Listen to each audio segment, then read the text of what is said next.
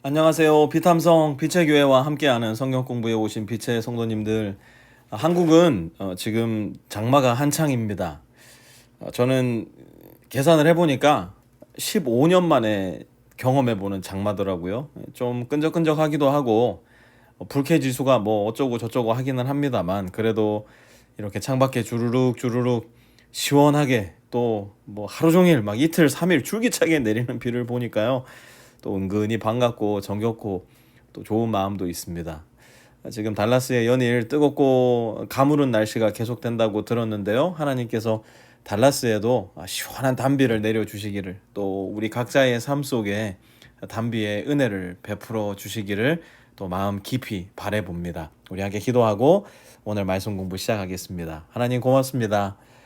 마치 어린아이를 키우는 부모가 그 자녀에게 가장 좋은 것이 무엇인지를 잘 알고 준비해 주는 것처럼, 우리 각자에게 가장 좋은 것, 가장 중요한 것이 무엇인지 가장 정확히 알고 계시는 하나님 아버지, 오늘 말씀을 통해서 우리 각자에게 가장 중요하고 가장 좋은 것 무엇인지를 알려주셔서 가장 좋으신 하나님 다시 한번 맛볼 수 있는 하루가 될 수 있게 도와주십시오. 예수님의 이름으로 기도합니다. 아멘. 오늘은 고린도전서 7장 17절에서 24절까지 우리 함께 공부해 볼 텐데요. 17절부터 함께 시작하겠습니다. 각 사람은 주님께서 나누어 주신 분수 그대로 하나님께서 부르신 처지 그대로 살아가십시오. 이것이 내가 모든 교회에서 명하는 지시입니다. 고린도전서 7장에 이르러 바울은 계속해서 결혼 생활에 대한 이야기를 해오고 있었습니다. 바로 이러한 맥락 안에서 오늘 말씀을 이해해야 될 텐데요. 다시 한번 17절 천천히 읽어볼까요? 같이 한번 읽어볼게요. 한번 17절 말씀 읽어보겠습니다. 각 사람은 주님께서 나누어 주신 분수 그대로 하나님께서 부르신 처지 그대로 살아가십시오. 이것이 내가 모든 교회에서 명하는 지시입니다. 아멘. 느닷없이 바울은 지금 무슨 이야기를 하고 있는 것일까요?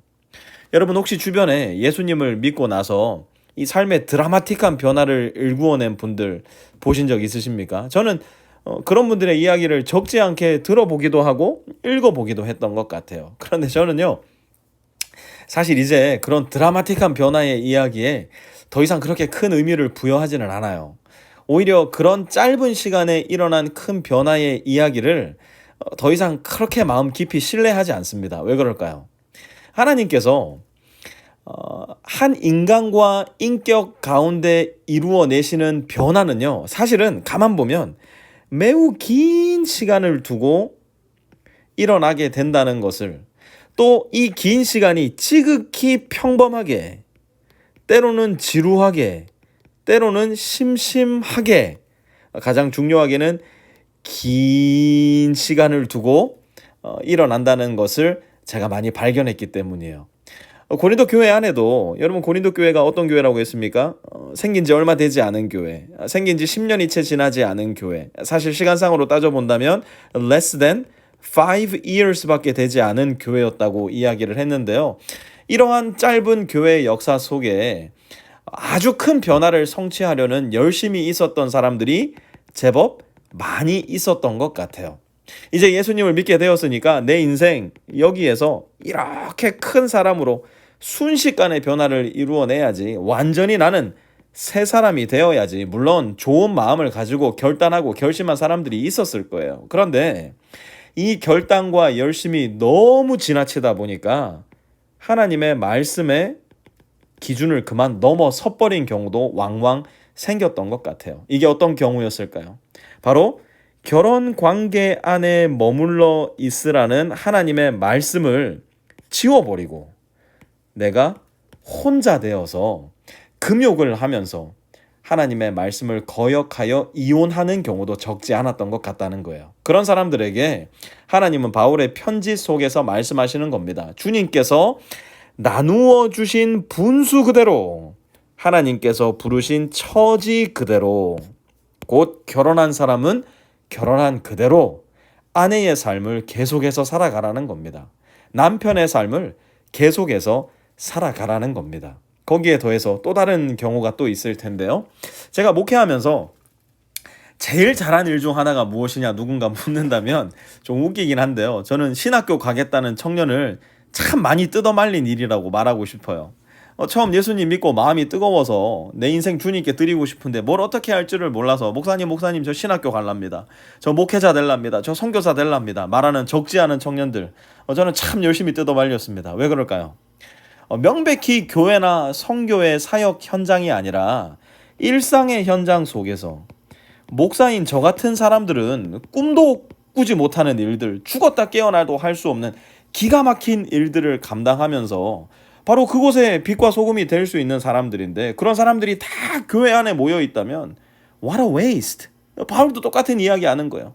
회사원들이요, 학교 교사들이요, 의사들이요, 세일즈맨들이요, 기업인들이요, 엔지니어들이요, 세무사들이요, 엄마들이요, 아빠들이요, 하나님께서 부르신 처지 그대로 살아가십시오. 바로 거기에서 하나님의 영광을 드러내는 삶을 살라는 겁니다. 이것이 이어지는 오늘 본문의 내용이에요. 18절에서 24절 제가 한번 끝까지 읽어볼게요. 할례를 받은 몸으로 부르심을 받은 사람은 굳이 그 할례 받은 흔적을 지우려고 하지 마십시오. 할례를 받지 아니한 처지에서 부르심을 받은 사람은 굳이 할례를 받으려고 하지 마십시오. 할례를 받은 것이나 안 받은 것이나 그것은 문제가 아니고 하나님의 계명을 지키는 것이 중요합니다. 각 사람은 부르심을 받은 그때의 처지에 그대로 머물러 있으십시오. 노예일 때에 부르심을 받았습니까? 그런 것에 마음 쓰지 마십시오. 그러나 자유로운 몸이 될 수 있는 기회가 있으면 어떻게 해서든지 그것을 이용하십시오. 주님 안에서 노예로서 부르심을 받은 사람은 주님께 속한 자유인입니다. 그와 같이 자유인으로서 부르심을 받은 사람은 그리스도의 노예입니다.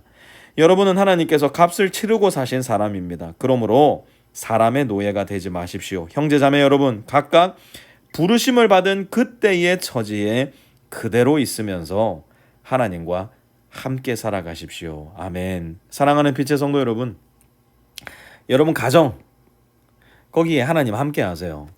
여러분 직장, 거기에도 하나님 함께 하십니다. 여러분이 운영하는 그 기업에도 하나님 함께 하세요. 여러분이 연애하는 그 관계 속에 하나님 함께 하세요. 여러분이 커피를 마시면서 함께 편안하게 나눌 수 있는 여러분들의 친구 관계, 그 수다를 떠는 순간에도 그 안에 하나님은 여러분들과 함께 하십니다. 여러분의 고통, 여러분의 눈물, 여러분의 기쁨, 여러분의 즐거움, 여러분의 절망, 여러분의 아픔, 질병 속에도 하나님이 함께 하십니다. 그러므로 각각 부르심을 받은 그때의 처지에, 바로 부르심을 받은 그 자리에 그대로 있으면서 하나님과 함께 살아가시는, 함께 하시는 하나님을 믿고 믿음으로 그 주님과 동행해 나가실 수 있는 우리 모든 빛의 성도님들 되시기를 주님의 이름으로 부탁드립니다. 하나님 고맙습니다. 어디에 있든 무엇을 하든 누구와 함께 있든 어떤 상황 속에 있든 우리와 함께 하시는 하나님께 감사와 찬송과 영광을 올려드립니다. 어디에 있든 무엇을 하든 누구와 함께 있든 어떤 상황 속을 걸어가고 있든